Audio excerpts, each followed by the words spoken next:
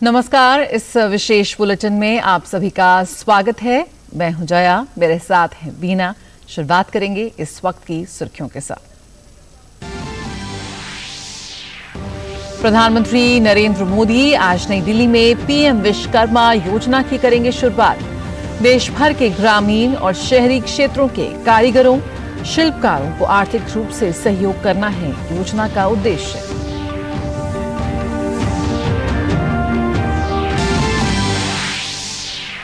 प्रधानमंत्री नई दिल्ली में इंटरनेशनल कन्वेंशन और एक्सपो सेंटर यशोभूमि का भी करेंगे उद्घाटन। अत्याधुनिक सुविधाओं से सुसज्जित विश्व के सबसे बड़े कन्वेंशन सेंटर में 11,000 प्रतिनिधियों के बैठने की क्षमता।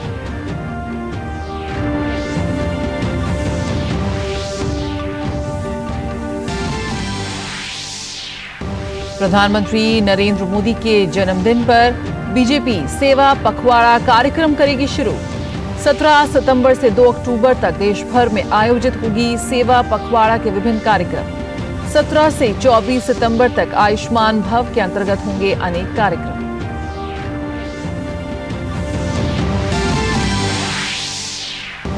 संसद के विशेष सत्र से पहले केंद्र ने बुलाई आज सर्वदलीय बैठक। कल से शुरू होने जा रहे संसद के विशेष सत्र को सुचारू रूप से चलाने पर रहेगा जोर।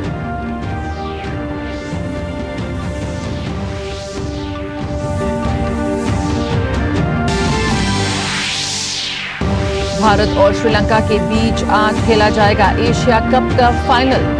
खिताब का बचाव करने उतरेगी श्रीलंकाई टीम। वहीं 8वीं बार खिताब पर कब्जा जमाने को उतरेगा भारत।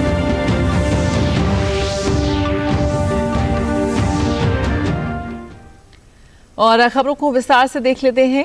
प्रधानमंत्री नरेंद्र मोदी विश्वकर्मा जयंती के अवसर पर आज पीएम विश्वकर्मा नाम से एक नई योजना का शुभारंभ करेंगे।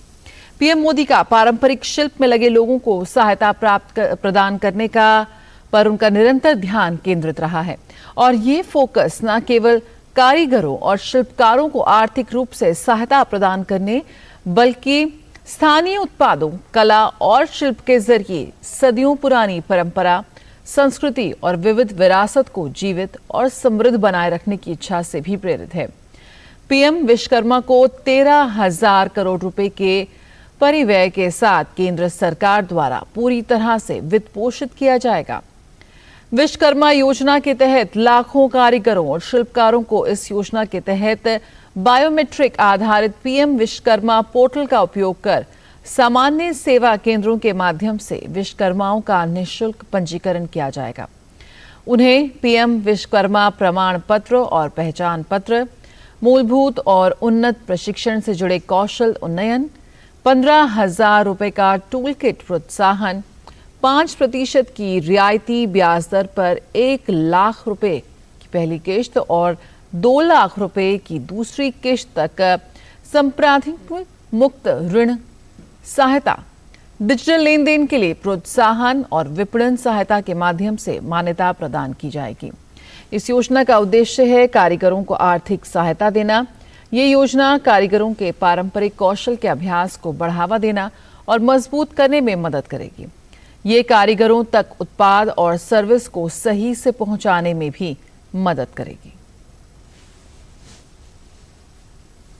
प्रधानमंत्री आज दिल्ली के द्वारका में इंडिया इंटरनेशनल कन्वेंशन और एक्सपो सेंटर यशोभूमि राष्ट्र को समर्पित करेंगे। PM Modi Delhi airport metro express line का द्वारका सेक्टर 21 से सेक्टर 25 तक विस्तार का भी उद्घाटन करेंगे। यशोभूमि में विश्व स्तरीय बैठकें, सम्मेलन और प्रदर्शनियां आयोजित की जा सकेंगी। 8.9 लाख वर्ग मीटर से अधिक के कुल परियोजना क्षेत्र और 1.8 लाख वर्ग मीटर से अधिक के कुल निर्मित क्षेत्र के साथ यशोभूमि दुनिया की सबसे बड़ी MICE सुविधाओं में अपना स्थान बनाएगी। यशोभूमि में दुनिया के सबसे बड़े प्रदर्शनी हॉलों में से एक है। 1.07 लाख वर्ग मीटर से अधिक में बने इन प्रदर्शनी हॉलों का उपयोग प्रदर्शनियों, व्यापार मेलों और व्यावसायिक कार्यक्रमों की मेजबानी के लिए किया जाएगा। यशोभूमि स्थिरता के प्रति एक मजबूत प्रतिबद्धता भी प्रदर्शित करती है, क्योंकि ये 100% अपशिष्ट जल के पुनः उपयोग, वर्षा जल संचयन के प्रावधानों के साथ अत्याधुनिक अपशिष्ट जल उपचार प्रणाली से सुसज्जित है और इसके परिसर को CII के भारतीय ग्रीन बिल्डिंग काउंसिल से प्लैटिनम प्रमाणन प्राप्त हुआ है। यशोभूमि आगंतुकों की सुरक्षा सुनिश्चित करने के लिए उच्च तकनीक सुरक्षा प्रावधानों से भी सुसज्जित है। 3000 से अधिक कारों के लिए भूमिगत कार पार्किंग सुविधा भी 100 से अधिक इलेक्ट्रिक चार्जिंग पॉइंट से भी यशोभूमि सुसज्जित है। प्रधानमंत्री के जन्मदिन के मौके पर भारतीय जनता पार्टी आज से सेवा पखवाड़ा शुरू कर रही है। आज से 2 अक्टूबर तक पार्टी देश भर में सेवा पखवाड़ा के तहत अलग अलग सेवा के कार्यक्रम का आयोजन करेगी। मोदी सरकार की योजनाओं और उपलब्धियों के बारे में इस दौरान जनता को जानकारी दी जाएगी।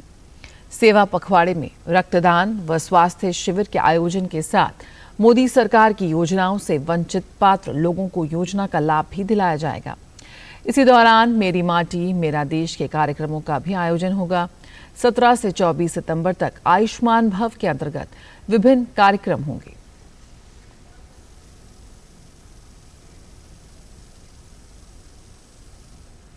और वक्त एक छोटे से ब्रेक का, जल्द हाजिर होते हैं।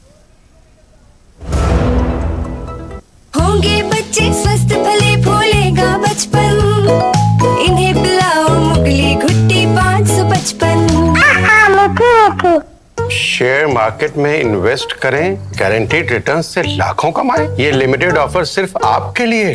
नागिन की आंख में कैमरा फिट होता है। तुम भी क्या बकवास में यकीन करती हो? आप भी तो वही कर रहे हो पापा। शेयर मार्केट में कोई गारंटेड रिटर्न्स का वादा नहीं कर सकता। ऐसा कोई मैसेज, मेल या ऐड दिखे तो समझिए गलत है। ऐसे स्कीम निवेशक के साथ धोखा है और कानूनन अपराध भी। कितनी बार तो समझाया आपको। सोचकर समझकर इन्वेस्ट कर। ब्रेक के बाद स्वागत है। संसद के कल से शुरू होने जा रहे विशेष सत्र से पहले सरकार ने आज एक सर्वदलीय बैठक बुलाई है। इस बैठक में 5 दिवसीय विशेष सत्र के बारे में सरकार सभी दलों के नेताओं को जानकारी देगी और उनके साथ विचार विमर्श करेगी। सत्र के लिए सूचीबद्ध एजेंडे का एक मुख्य विषय संविधान सभा से शुरू हुई संसद की 75 वर्ष की यात्रा पर एक विशेष चर्चा है। सरकार ने मुख्य निर्वाचन आयुक्त और अन्य निर्वाचन आयुक्तों की नियुक्ति के प्रावधानों वाले विधेयक को भी सत्र में चर्चा एवं पारित कराने के लिए सूचीबद्ध किया है। ये विधेयक पिछले मॉनसून सत्र के दौरान राज्यसभा में पेश किए गए थे।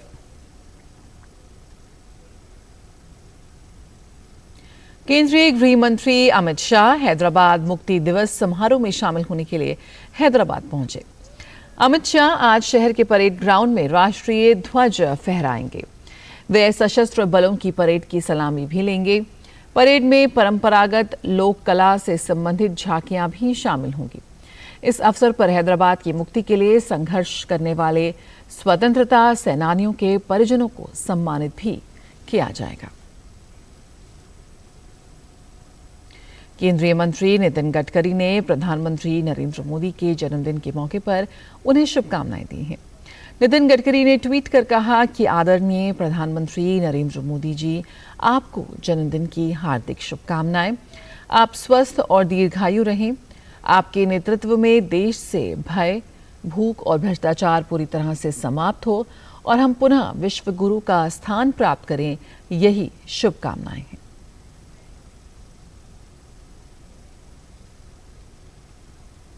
वक्त है एक और छोटे से ब्रेक का, जल्द हाजिर होते हैं। बहुत हार्ड वर्क करते हो, मेरी तरह स्मार्ट वर्क करो। क्यों? लॉटरी लगी है? लॉटरी समझो, शेयर मार्केट की एक मस्त स्कीम में इन्वेस्ट कर रहा हूँ। गारंटीड हाई रिटर्न्स आएंगे। आपके गारंटीड हाई रिटर्न्स कोई करण अर्जुन नहीं है जो जरूर आएंगे। मतलब? पापा, शेयर मार्केट में जोखिम होता है। कोई भी गारंटीड हाई रिटर्न्स का वादा नहीं कर सकता। ये गैर कानूनी है। अच्छा? हाँ। सोचकर समझकर इन्वेस्ट कर। ब्रेक के बाद स्वागत है। फ्रांस के हेलाट क्षेत्र के सेंट मार्टिन डी लॉन्ड्रेस में बारिश के कारण सड़कों पर पानी भर गया है। क्षेत्र में आपातकालीन सेवाओं ने राहत और बचाव कार्य शुरू कर दिया है। राष्ट्रीय मौसम एजेंसी ने फ्रांस के दक्षिण में हेराल्ट सहित देश के कुछ हिस्सों में भारी बारिश का अलर्ट जारी किया है। यूरोप हाल के महीनों में मौसम की मार झेल रहा है। और अखिल तो फ्रांस में भारी बारिश का अलर्ट जारी है। और आइए रुख करते हैं खेल की दुनिया का। भारत और श्रीलंका के बीच आज एशिया कप का फाइनल मुकाबला खेला जाएगा।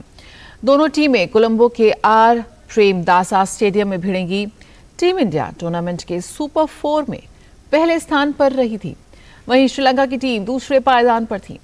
एशिया कप में दोनों टीमों के बीच रिकॉर्ड बराबरी का रहा है। भारत और श्रीलंका एशिया कप के इतिहास में 22 बार भिड़ी हैं, जिसमें से दोनों टीमों को 11-11 मैचों में जीत मिली है। ऐसे में एशिया कप 2023 के खिताबी मैच में दोनों टीमों के बीच कड़ी टक्कर देखने को मिल सकती है। इस मैच में श्रीलंका की कोशिश खिताब की रक्षा करने की होगी, तो वहीं अपने भारतीय टीम अपने 8वें खिताब की तलाश में मैदान पर उतरेगी। और भारत के स्टार भाला फेंक खिलाड़ी नीरज चोपड़ा को प्रतिष्ठित डायमंड लीग के फाइनल में रजत पदक से संतोष करना पड़ा। यूजीन में आयोजित टूर्नामेंट के फाइनल में अपने दूसरे प्रयास में वे 83.80 मीटर दूर थ्रो के साथ दूसरे स्थान पर रहे। नीरज चेक गणराज्य के याकूब वाडलेज को नहीं पछाड़ सके। वाडलेज ने 84.24 मीटर दूर भाला फेंक पहला स्थान हासिल किया, जबकि फिनलैंड के ओलिवर हेलेंडर 83.74 मीटर के साथ तीसरे पायदान पर रहे।